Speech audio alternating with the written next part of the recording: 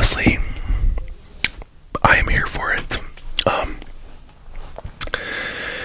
But yeah, so I was looking today for an ASMR artist that I had really enjoyed watching for the past couple of months. They were like a super new ASMR artist. And they had stopped posting and closed their channel down after maybe 2 months. Or at least I can't find it. And that got me thinking about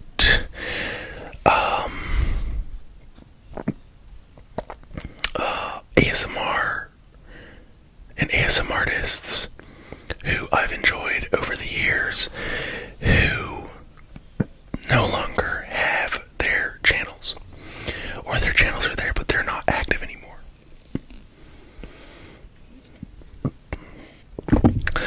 And I have been around the ASMR scene for about 8 years now,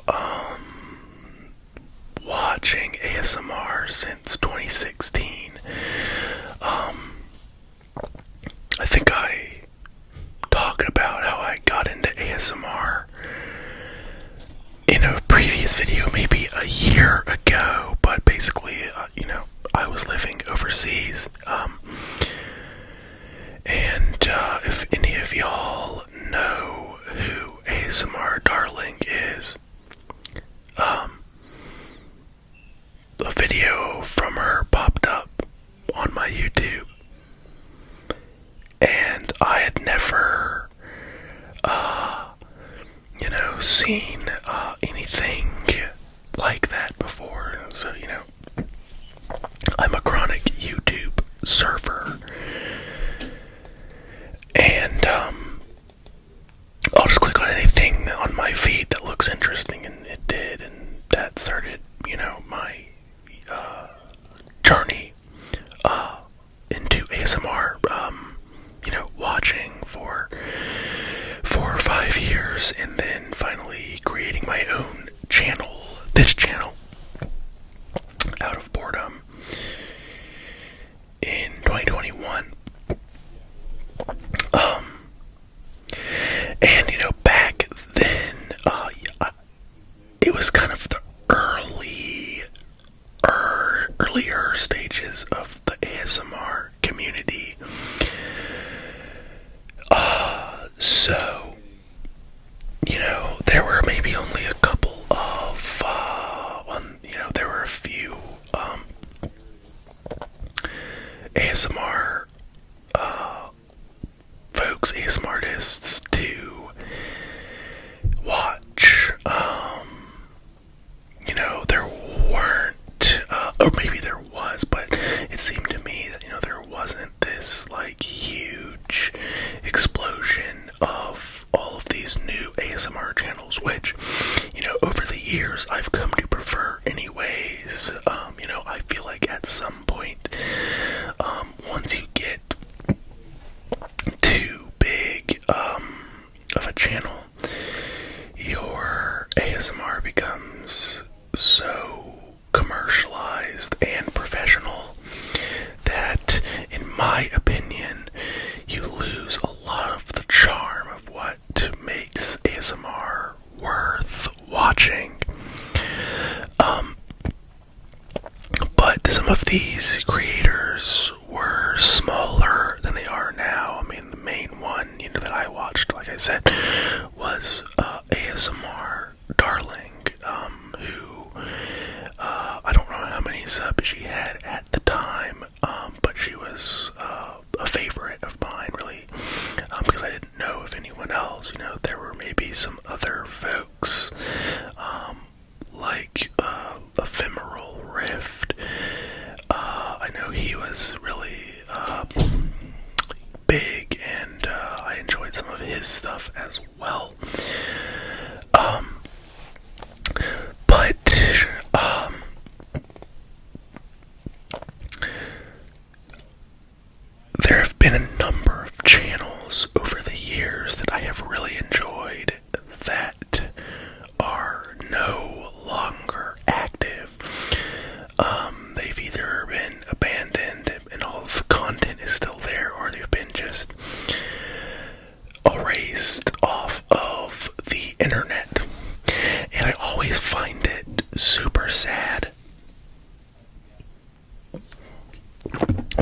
not sad, but certainly interesting. Oh, so 1 second.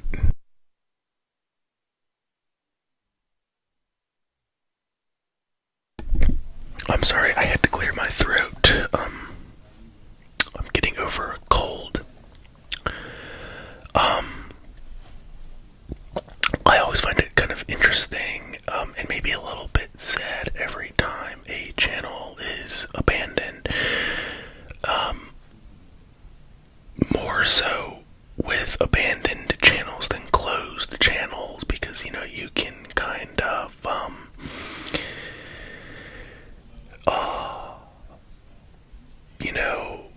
assume that there was some sort of,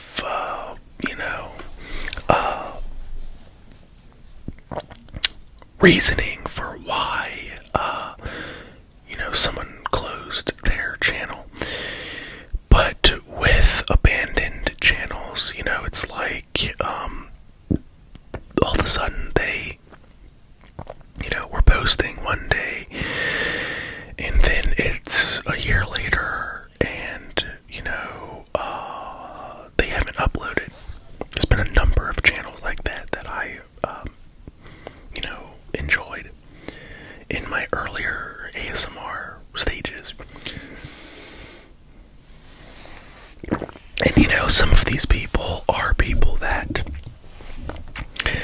you interacted with, sometimes for years in comments sections and whatever.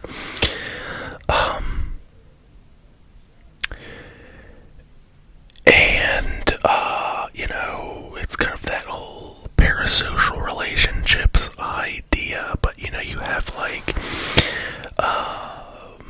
conversations in comments and things like that. A lot of the ASMR that I watched, this was all before, the days of Patreon and, kind of all of this idea of, communicating over social media or email or whatever.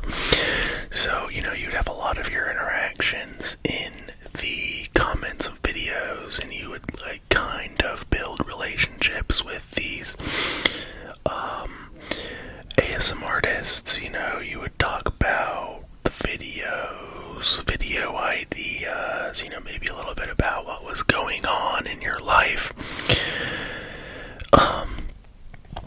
And then all of a sudden, bam, they would stop posting. There's been a few over the years, and it's always kind of left me wondering, like, oh, what happened? Are they okay? Did life just get in the way? And that has led me to kind of notice some trends that accompany ASMR channels that are likely to be abandoned in the near future, or kind of signs that maybe the person running the channel has just kind of burned out of ASMR. Maybe they kind of just don't want to put in the effort anymore. And so they kind of just let the channel taper off.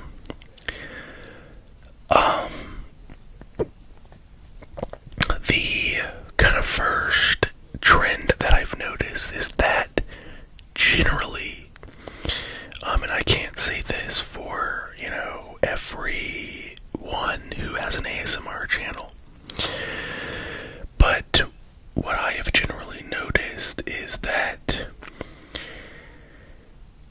if you are an ASMR artist and you take a long break from posting, and I don't mean like, a couple of months, I can't talk,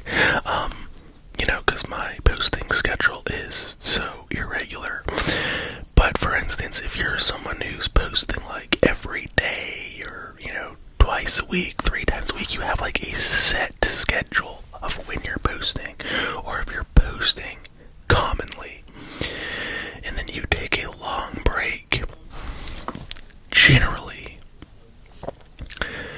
those are the channels that go inactive. I saw this just earlier, like this year, late last year, with a channel that I had like really enjoyed, years ago. This ASM artist and I was someone that I really enjoyed, and we would talk in the comments and everything. And they left for like 2 or 3 years. Came back, posted a couple of videos, and have since disappeared again.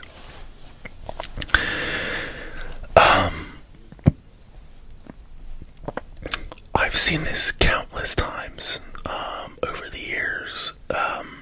So that's like my number one sign. I'm like, okay, yeah, this person has probably abandoned the channel.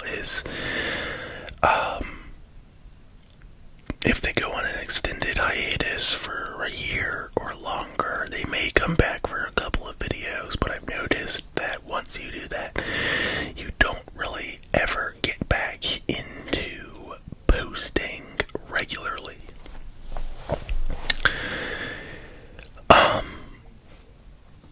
The other thing I've noticed, and this is really subjective, and has occurred in less instances than the previous one, but is if you start doing the same content for every video. So there was this particular ASM artist that I watched, and she had a very good variety of videos, and kind of her thing was, she would do horoscopes kind of for every new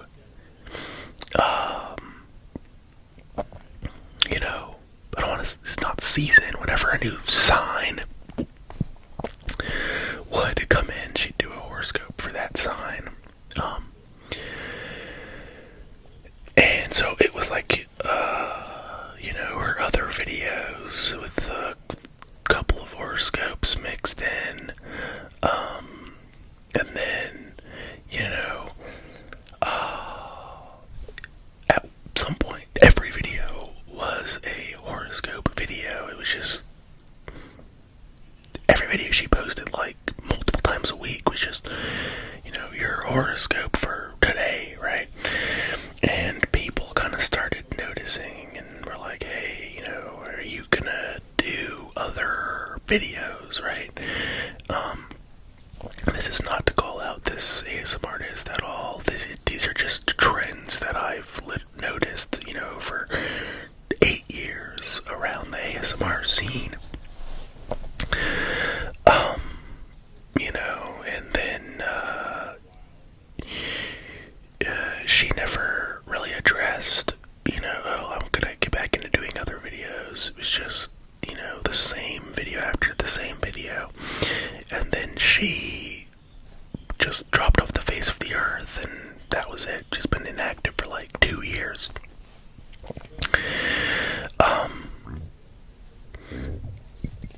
Excuse me.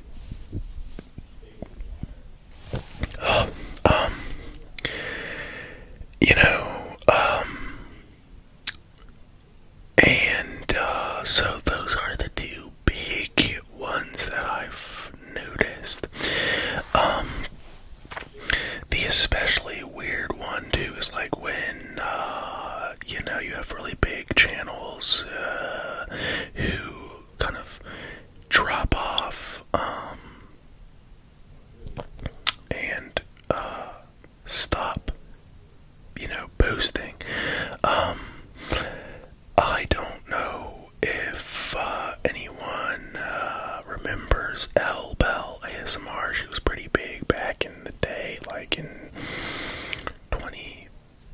to say 18 to 2020s when I was really, into watching her. But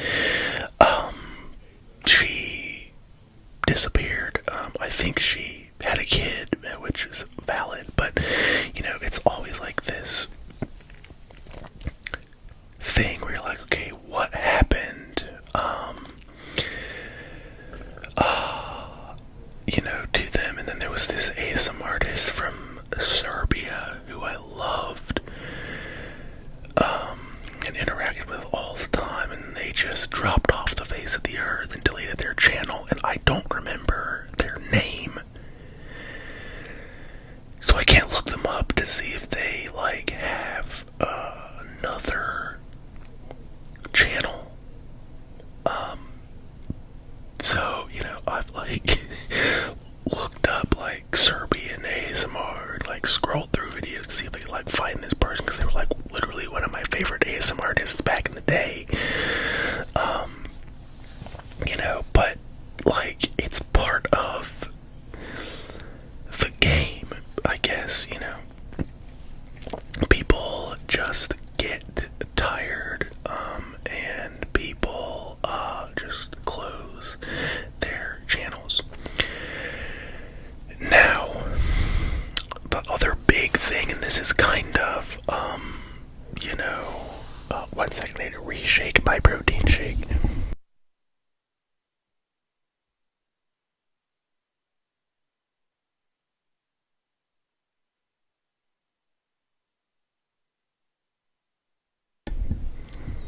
All of the protein settled to the bottom of my blender bottle.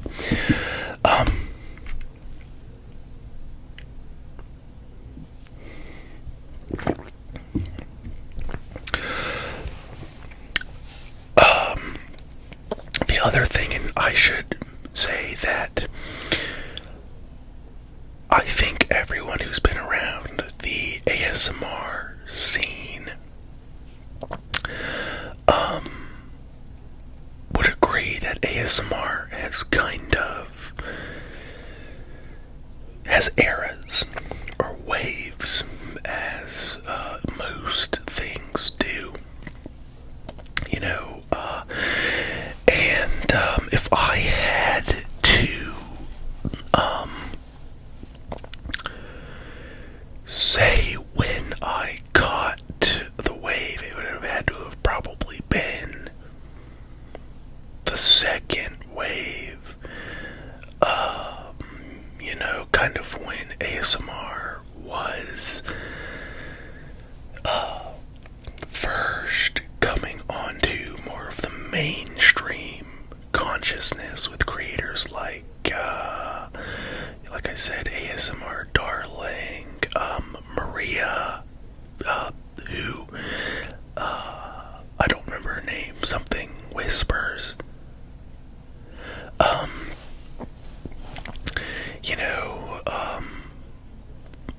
A little bit less Frivolous Fox, GB, those ASMR artists kind of in the late 20-teens. This would have been after what, I would consider the first wave, which was,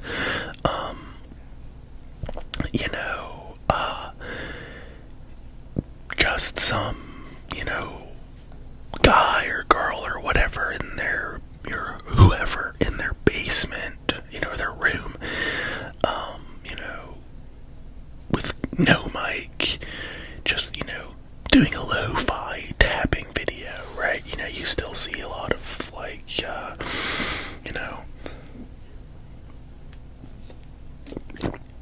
those lo-fi type videos, so that would have been, probably the first wave. And I caught the ASMR wave, I would say, like I said, the second wave. I was a little bit too young to catch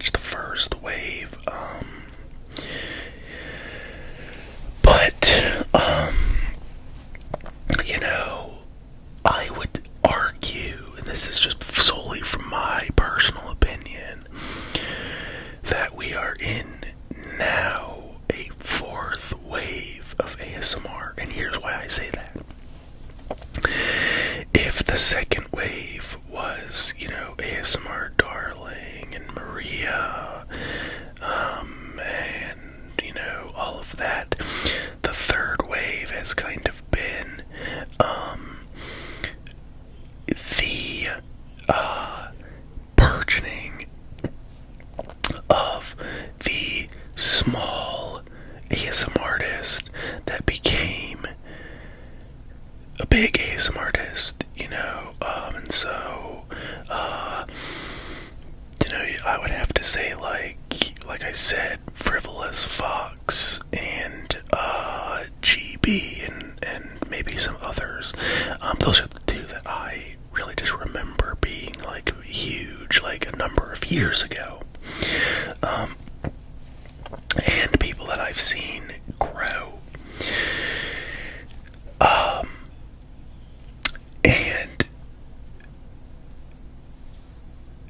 I feel like now we are entering the fourth wave, or we're already here, of ASMR, where a lot of ASM artists are doing it because they realize that there is a market, or they've come to realize that there's a market to make money from doing ASMR.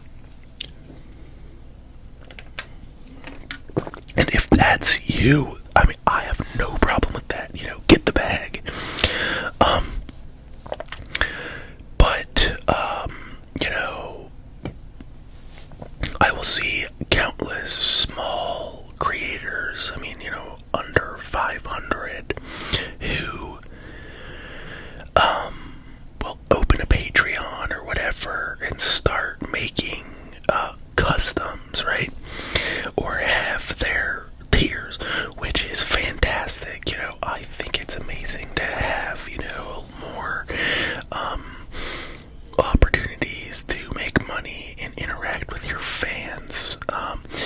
But that was never really a thing, back in the second or even the early third wave, when I was really getting into ASMR during the second wave.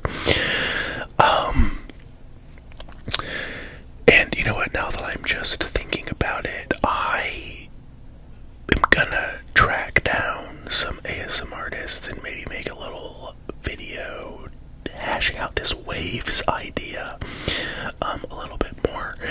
But you have a more commercialized ASMR market, and simultaneously, while you have that, you have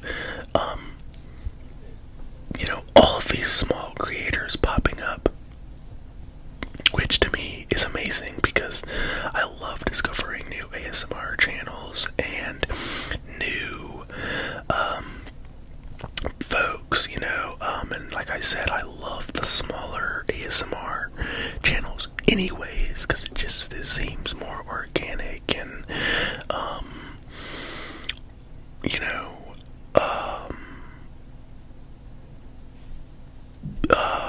I don't know what the word I'm looking for is. I just like it more.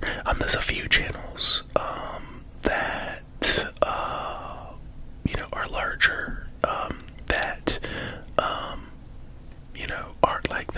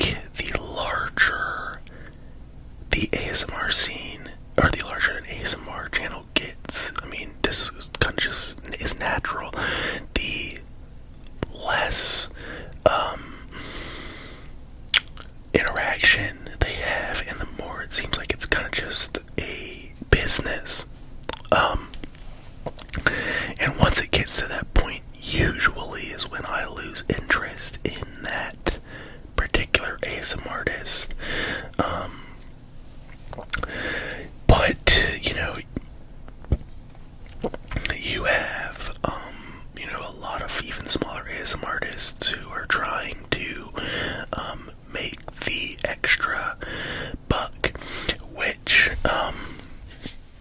you know, they still have that, like, organic feel, but, you know, it's kind of just a different thing now. It's ASMR, you know, fourth wave.